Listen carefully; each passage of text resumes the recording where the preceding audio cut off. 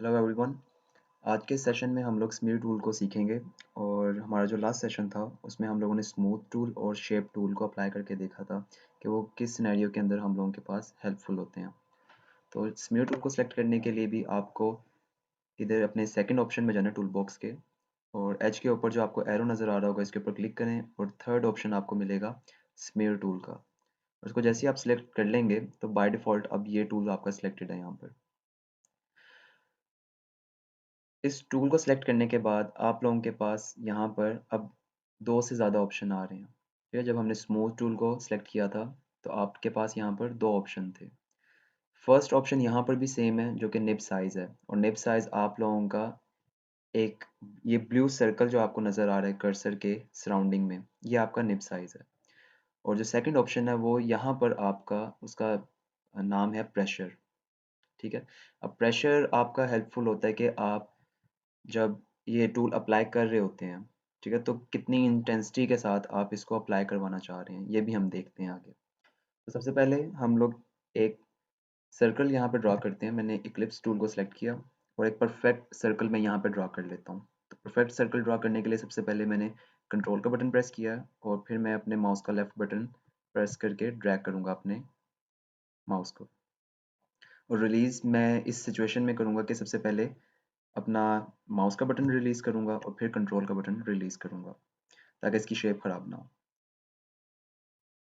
अब मेरी रिक्वायरमेंट कुछ ये है कि मैं इसी तरह के 2 और सर्कल्स ड्रा करना चाह रहा हूँ। ठीक? तो सबसे पहले मैं ये काम करता हूँ कि इसको एस्केप का बटन प्रेस किया और इस ऑब्जेक्ट को मैंने डीसेलेक्ट कर दिया। अब अगर मैं अपने कर्सर को इस सर्कल के सेंटर के ऊपर लेके आता हूँ, ठीक है? तो मुझे बता देता है कि जी ये पॉइंट जहाँ पर भी मेरा कर्सर है ये सेंटर है।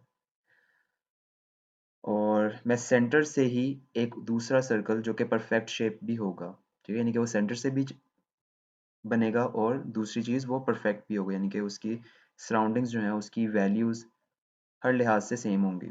तो मैं कंट्रोल का बटन भी प्रेस करूँगा, साथ ही साथ मैं शिफ्ट का बटन भी प्रेस करता हूँ। और अब माउस का लेफ्ट बटन प्रेस करने के बाद मैं इसको जब बाहर की तरफ ड्रैग करूँगा तो आप लोग देख रहे हैं कि उसी सेंटर से मेरे पास एक सर्कल और ड्रा होना शुरू हो गया। ठीक है, और रिलीज़ भी इसी ऑर्डर में हम करेंगे कि सबसे पहले माउस का बटन मैं रिलीज़ करूँगा और फिर मैं कीबोर्ड के कंट्रोल और शिफ्ट वाले बटन जो है उनको मैंने रिलीज़ किया। अब थर्ड टाइम अगेन यही काम हम करते हैं।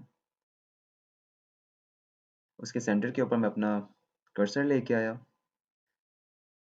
कंट्रोल शिफ्ट ये दोनों बटन प्रेस किए पहले मैंने, फिर मैंने माउस का लेफ्ट बटन प्रेस करके बाहर की तरफ ड्रैग किया।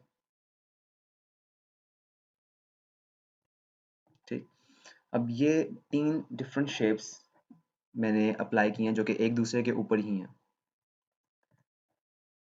अब इनके अंदर हम कलर्स भी फिल कर सकते हैं। ठीक है, सबसे पहले मैंने जो बाहर वाला सर्कल है उसको सेलेक्ट किया। ठीक है, मैंने यहाँ से इसको सेलेक्ट किया और यहाँ पर मैं यहाँ से भी कोई कलर अप्लाई कर सकता हूँ, और यही कलर्स जो कि मैंने अभी रिसेंटली यूज़ किए हुए हैं वो मेरे पास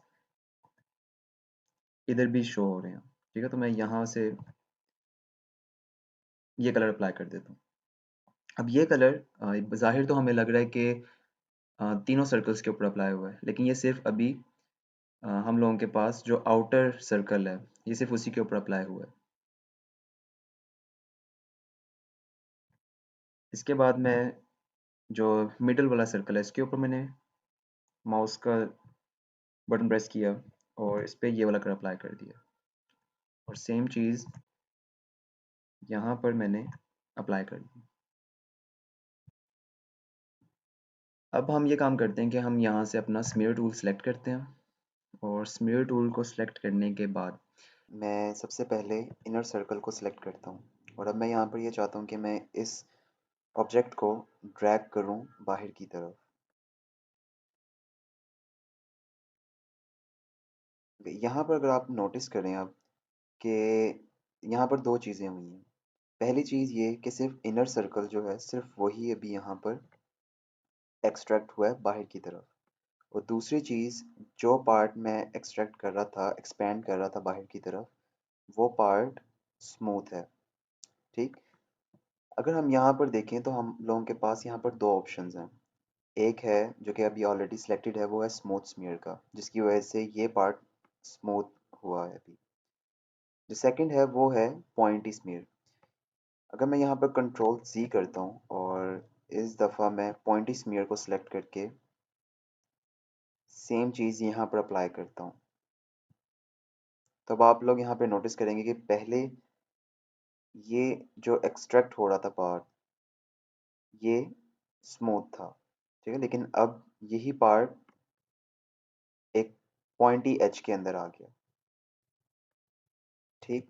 और ये चीज़ क्योंकि मैंने अभी वैल्यू जो है 100 रखी हुई है प्रेशर की, तो ये काफ़ी ज़्यादा एक्सपेंड हो सकती है बाहर तक, ठीक। अगर मैं ये देखें बाहर तक, यहाँ तक लेके आता हूँ, तो आप लोग देख लेंगे बाहर तक एक्सपेंड हो रही है। लेकिन अगर मैं इस वैल्यू को यहाँ से 20 कर देता हूँ, तो आप लोग यहाँ पे नोटिस करेंगे कि ये ख़ास वैल्यू के बाद मुझे इसे एक्सटेंड नहीं करने दे रहा। अभी देखें, हालांकि मैंने कर्सर बाहर तक रख लिया, लेकिन स्टिल ये चीज़ थोड़ी सी ही एक्सपेंड हुई है, ज़्यादा नहीं हुई जिस तरह पहले हो रही थी जब मैंने वैल्यू 100 रखी हुई थी। सो अब हम ये काम करते हैं कि पॉइंटी एज हमने सेलेक्ट कर लिया।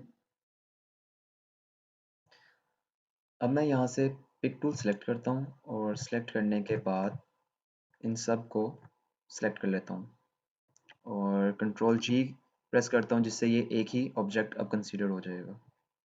अगेन मैं स्मीयर टूल में आया, स्मीयर टूल को सेलेक्ट करने के बाद यहाँ से पहली चीज़ तो मैं वैल्यू इंक्रीज़ कर देता हूँ, दोबारा 100 पे ले आता हूँ।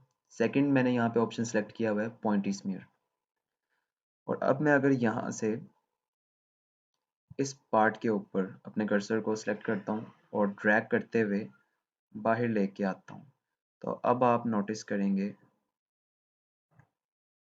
कि मेरे पास सिर्फ एक सर्कल के ऊपर वो चीज़ अप्लाई नहीं हुई, बल्कि तीनों सर्कल्स के ऊपर at the same time smear tool apply हुआ है, ठीक है। और अगर यहाँ पर भी ये चीज़ हम अप्लाई करें, तो देखें एट द सेम टाइम तीनों सर्कल्स के ऊपर हमने सेम फीचर अप्लाई कर दिया। तो ये हम लोगों का स्मीयर टूल था, जिससे हम मल्टीपल तरह के डिज़ाइंस वगैरह ड्रा कर सकते हैं, बना सकते हैं, और ये उनमें से एक हमारे पास आर्ट वर्क था।